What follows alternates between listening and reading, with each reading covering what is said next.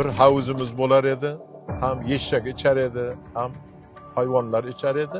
Sifati buzilar edi, choyi ham yaxshi chiqmas edi. Sarsongarchilik bilan suv olib kelar edik. Notoza suv bo'lardi. Ot ulovi bo'lgan odamlar bundan 20 kilometr nariyoqda suv olib kelib ichgan.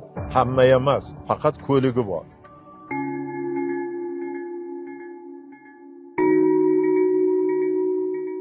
Eng katta masala men kechirmaydi, ichimlik suvi. Qanday qiyin bo'lmasin, bu suv keladi, xudo xolasa. Surxondaryo viloyatida ichimlik suvi ta'minotini yaxshilash loyihasining birinchi bosqichini ishga tushirish uchun ramziy tugmani O'zbekiston Respublikasi Prezidenti Shavkat Mirziyoyev ostida.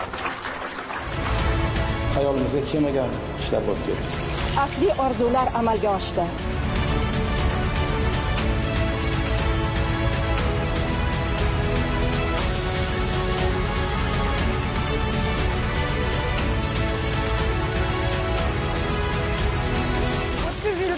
Biz ichimlik suvdan juda ham qiynaldik. Qisa bo'lar ekan. Prezidentning tashabbusi bu.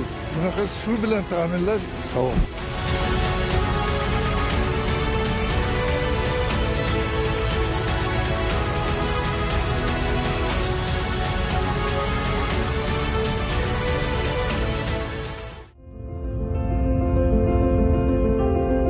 To'polon suv ombor manbasida qattiqlik darajasi 3-4 milligram bo'lgan shifobaxsh suvdan iste'mol qilishga erishilyapti.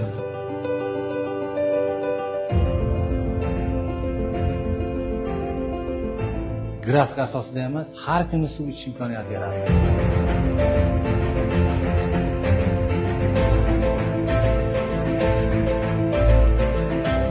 Prezidentimizning tashabbuslari, bu qilayotgan mehnat hammasi insonlar uchun bo'layotgan tashabbus ish bu. Bu tog'dan toshlardan urilib pishib kelayotgan suv bu.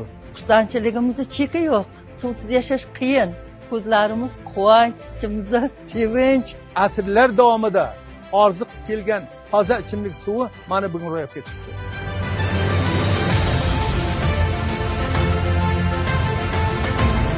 Hurmatli prezidentimizga kattadan katta rahmat. Bizga shunchalik sharoitlarni yaratib, shunchalik yaxshiliklar qilyapti. Suvni qadriga yetishimiz kerak. Eliga ya dostları topalana su keldi.